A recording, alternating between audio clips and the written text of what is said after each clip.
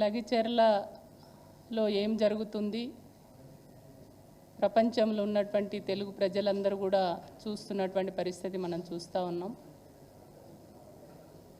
లగిచెర్ల ప్రాంతంలో ఆ 3-4 గ్రామాల ప్రజలు ఫార్మా కంపెనీ కోసం ఈ రాష్ట్ర ముఖ్యమంత్రి వాళ్ళ కుటుంబ సభ్యుల కోసం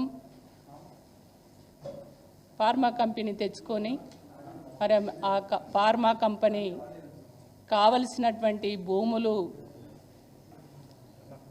అక్కడి ప్రజల దగ్గర నుంచి గుంజుకునేటువంటి ప్రయత్నం ఏదైతే చేస్తున్నారో మరి దాన్ని ఆ ప్రాంతంలో నివసిస్తున్నటువంటి ఆదివాసులు, ముఖ్యంగా గిరిజన కుటుంబాలు, వాళ్ళు కాయ కష్టం చేసుకొని కూలీనాలి చేసుకొని ఒక పూట తిని ఇంకో పూట తినక పైసా కూడబెట్టుకొని గుంటనో 2 గుంటలో ఎకరమో 2 ఎకరాలు సంపాదించుకొని ఆ భూమిపైననే వాళ్ళ జీవన విధానాన్ని కొనసాగిస్తున్నటువంటి ఆ కుటుంబాల భూములను గుంజుకుంటామని అన్నప్పుడు అక్కడ ఆ భూములపైననే ఆధారపడి బతుకుతున్నటువంటి అక్కడున్నటువంటి ప్రజలు మా భూములే మా జీవనం, మా భూములపైనే మా కుటుంబాలని మేము పోషించుకుంటున్నాం, మేము కాయ కష్టం చేసి సంపాదించుకున్నటువంటి మా భూముల్ని మేము ఇయ్యము, మా ఇల్లులను మేము పోనీయము, మేము కష్టపడి సంపాదించుకొని కట్టుకున్నాం అని చెప్పేసి వాళ్ళు అడుగుతూ ఉంటే వాళ్ళని అడుగుతున్నప్పుడు వాళ్ళని కన్విన్స్ చేసి వాళ్ళని ఒప్పించి వాళ్ళకు పోతున్నటువంటి వాటికి 2 ఇస్తాం 3 ఇస్తాం అని వాళ్ళని కన్విన్స్ చేసి కాళ్ళ ఎల్లబడి ఒప్పించే ప్రయత్నం చేయకుండా, అరే మేము గుంజుకుంటాం, మేము తీసుకుంటాం, మీరు మమ్మల్ని అడిగేటోళ్ళ, మీరు మమ్మల్ని ప్రశ్నించేటోళ్ళ, అరే మీ భూములైతే కావచ్చు కానీ మాకు కావాలి, మా ఫార్మా కంపెనీ మా కుటుంబ సభ్యుల కోసం మేము కడుతున్నాం, ఆ భూములు మేము గుంజుకుంటాం, మీరు నోరు విప్పద్దు, మీరు మాట్లాడొద్దు, మేము చెప్పింది చేయాలి, మేము చేసిందే చూడాలి అన్నటువంటి పద్ధతిలో ఇవాళ ఆ ప్రాంత ప్రజల్ని అదిరించి బెదిరించి అరెస్టులు చేసి నానా రకాల హింసలు పెడుతున్నటువంటి పరిస్థితి మనం చూస్తూ ఉన్నాం.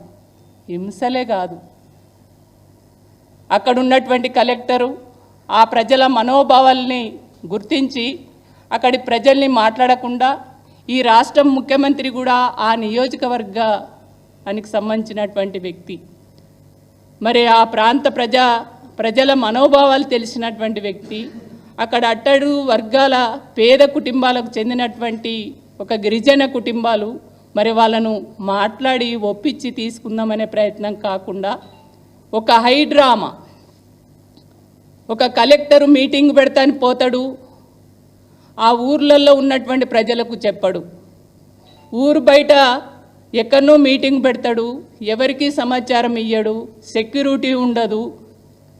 అక్కడ ఉన్నటువంటి ప్రజలు అయ్యా మరి నువ్వు ఊరు బయట మీటింగ్ పెడితే కలెక్టర్ గారు మా ప్రజలకు ఎవరికి తెలియకపోతే ఎట్లొస్తారు, మీరు ఊళ్ళో వచ్చి మీటింగ్ పెట్టండి అని అడగడం తప్ప, ఊళ్ళోకి వచ్చినప్పుడు వాళ్ళు ఏమన్నారు, మా భూములు మేము ఇయ్యమయ్యా, మా భూములే మా జీవన ఆధారం, మా భూములు పోతే మా బతుకులు ఆగమవుతాయి, మా కుటుంబాలు బజారున పడతారు, మా పిల్లలకి మేము పోషించుకోలేము అని చెప్పేసి వాళ్ళు అంటే అనడమే తప్పట. అడిగితే మా భూములు ఇయ్యము అనంటే, మా ఇల్లులు మేము ఇయ్యము అనంటే దాడి చేసినామని ఒక కుట్రపూరితమైనటువంటి తప్పుడు మాటలు మాట్లాడి ఇవాళ అక్కడ ఉన్నటువంటి కాంగ్రెస్ పార్టీ సంబంధించినటువంటి కార్యకర్తలతోటి లొల్లి పెట్టించి వాళ్ళకు వాళ్ళే తోపులాట చేసుకొని కలెక్టర్ పైన దాడి చేసిరని తప్పుడు ప్రచారం ఏదైతే చేస్తున్నారో, కలెక్టరే కదా స్వయంగా చెప్పింది, నా పైన దాడి జరగలేదు, మీరే రకమైనటువంటి ధర్నాలు చేయకండి అని చెప్పేసి కలెక్టర్ గారే చెప్తుంటే అవి వింటలేరు. కానీ బీఆర్ఎస్ కార్యకర్తలు, బీఆర్ఎస్ నాయకులు అది కేటీఆర్ గారికే సంబంధం ఉంది చేపించిండని అనడానికి సిగ్గు లేదా ఈ రాష్ట్ర ముఖ్యమంత్రికి?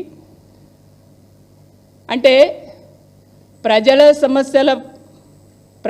సమస్యలు వచ్చినప్పుడు మాట్లాడితే బీఆర్ఎస్, అవును ఖచ్చితంగా బీఆర్ఎస్ ప్రజల పక్షాన నిలబడుతుంది.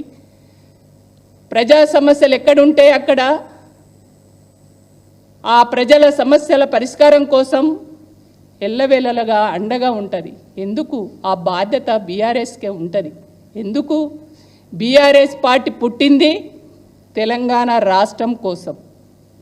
తెలంగాణ రాష్ట్రానికి బీఆర్ఎస్ పార్టీకి అవినాభావ సంబంధం ఉంది. ఒక పేగు బంధం ఉంది బీఆర్ఎస్ పార్టీకి. బీఆర్ఎస్ పార్టీ తెలంగాణలో ఏ మూలల ఎక్కడ ఏ వర్గ ప్రజలకు ఏదైనా చీమ చిటుక్కుమన్నా ఖచ్చితంగా అక్కడ ప్రత్యక్షమవుతుంది. కాబట్టే ఇవాళ లగిచెర్ల జరుగుతున్నటువంటి అక్కడ ఉన్నటువంటి ప్రజలు వాళ్ళ హక్కుల కోసం, వాళ్ళ భూములు కాపాడుకోవడం కోసం, వాళ్ళ ఇల్లులు కాపాడుకోవడం కోసం ఏదైతే కొట్లాడుతున్నారో ఆ కొట్లాడుతున్నటువంటి ప్రజల పక్షాన నిలబడేటువంటి బాధ్యత ప్రధాన ప్రతిపక్ష పార్టీ, అదేవిధంగా ఉద్యమ పార్టీ, తెలంగాణ పట్ల ప్రేమ ఉన్నటువంటి పార్టీ, తెలంగాణలో అట్టడుగు వర్గాల ప్రజల పక్షాన నిలబడి వాళ్ళకు అండగా ఉండి ఒక భరోసానిచ్చేటువంటి పార్టీ బీఆర్ఎస్ పార్టీ. కాబట్టి ఖచ్చితంగా లగిచెర్లనే కాదు హైడ్రా ప్రజల పక్షాన ఉంటుంది. ఎక్కడ ఏ సమస్య వచ్చినా ఆ సమస్య పరిష్కారం కోసం ఈ ప్రభుత్వం చేస్తున్నటువంటి ప్రజా వ్యతిరేక పరిపాలన, ప్రజలను నవవంచన చేసే పరిపాలన ఏదైతే చేస్తుందో ఆ ప్రజా వ్యతిరేక పరిపాలనను ఎప్పటికప్పుడు ఖచ్చితంగా ఈ బీఆర్ఎస్ పార్టీ ఎండగడుతుంది, ఖచ్చితంగా నిలదీస్తుంది. కాబట్టే ఈ ఒక నయవంచక పరిపాలన చేస్తున్నటువంటి ఈ రేవంత్ రెడ్డికి తెలంగాణ పట్ల ప్రేమ ఉంటుందా అండి? ఏనాడన్నా తెలంగాణ పదం ఉచ్చరించిండా? తెలంగాణ అనే పదం ఇన్నేళ్ల కాలంలో ఈ 11 నెలల కాలంలో ఒక రాష్ట్ర ముఖ్యమంత్రిగా తెలంగాణ అనే జై తెలంగాణ అనేటువంటి పదం వాడిండా? ఎప్పుడన్నా నినదించిండా? మరి ఆయనకి ఎందుకుంటుందా ప్రేమ? ఆయనను ఆనాడు సమైక్య పాలనకు అండగున్నటువంటి వ్యక్తి. కాబట్టే ఈ ప్రాంత ప్రజల పట్ల ప్రేమ అభిమానం ఉండదు. కాబట్టి ఆయనకేంటి, ఎట్లా చేసి నేను అధికారాన్ని చెలాయించాలి, ఆనాడు ఏదైతే ఎన్నికల సమయంలో హామీలు ఇచ్చిండో ఆ ఇచ్చినటువంటి హామీలను అమలు చేయకుండా వాటిని మరిపించడం కోసం ఇవాళ ఈ రకమైనటువంటి బీఆర్ఎస్ పార్టీని, బీఆర్ఎస్ పార్టీ నాయకులు కేటీఆర్ గారిని అరెస్ట్ చేస్తాం, హరీష్ రావు గారిని అరెస్ట్ చేస్తాం, కేసీఆర్ గారిని అరెస్ట్ చేస్తాం అని ఎవరిని బెదిరిస్తున్నావు? నీ బెదిరింపులకు భయపడేటోళ్ళు అనుకుంటున్నావా బీఆర్ఎస్ వాళ్ళు? బీఆర్ఎస్ పార్టీ కార్యకర్తలు కానీ నాయకులు కానీ. ఇది ఉద్యమ పార్టీ రేవంత్ రెడ్డి. ఈ జైళ్ళు కేసులు ఇట్లాంటి వాటిని మేము చాలా చూసినాం. కేసులకు భయపడేటువంటి వాళ్ళు ఇక్కడ ఎవరు లేరు, నీ అరెస్టులకు భయపడే వాళ్ళు ఎవరు లేరు. ఖచ్చితంగా పోరాడుతుంది, ఎదురు తిరుగుతుంది, గట్టిగా నిలబడుతుంది. ఏది చేసినా నువ్వు నీ భయం అంతేంది? ప్రొద్దున లేస్తే కేటీఆర్ గారు ఏదో ఒక మూలకు పోతున్నాడు, ఏదో ఒక సమస్య పైన మాట్లాడుతున్నాడు, నువ్వు చేస్తున్నటువంటి తప్పుడు పరిపాలన, ప్రజా వ్యతిరేక పరిపాలనను ప్రశ్నిస్తున్నాడు. ఏదో ఒక పక్కన హరీష్ రావు గారు పోతున్నారు, మాట్లాడుతున్నారు, నిలదీస్తున్నారు. కాబట్టి వీళ్ళను చూస్తే నీకు వణుకు పుడుతున్నది, భయం పుడుతున్నది. కాబట్టే ఇటు వీళ్ళని అరెస్ట్ చేస్తే ఇవాళ బీఆర్ఎస్నే లేకుండా చేస్తాడు. నీ జాగిరా ఏమన్నా తెలంగాణ?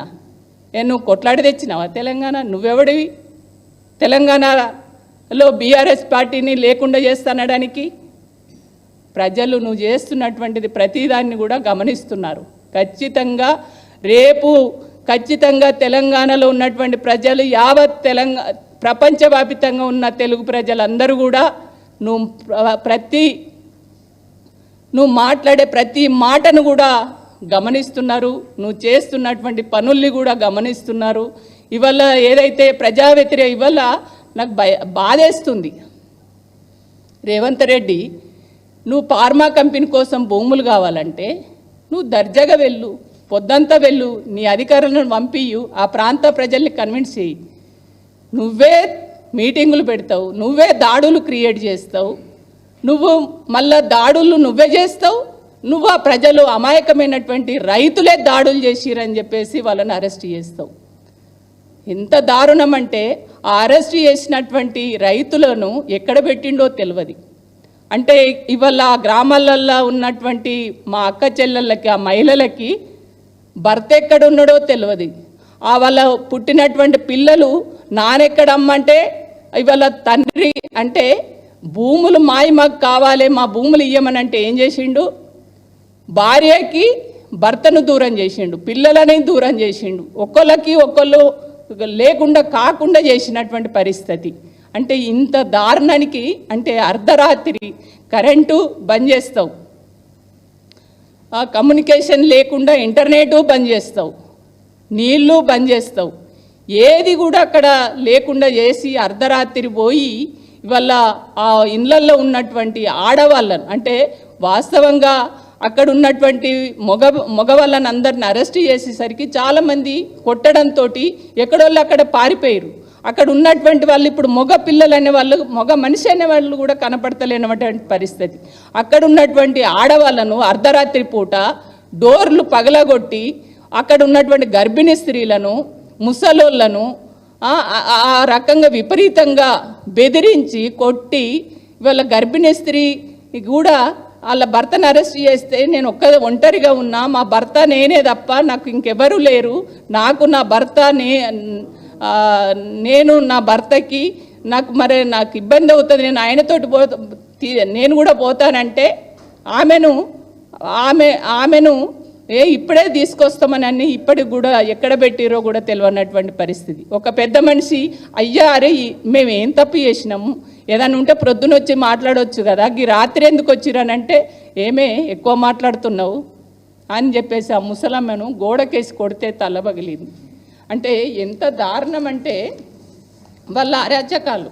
ఆ మహిళలు వాళ్ళు చెప్తుంటే నాకు బాధేసింది. ఈ ఫోటోలు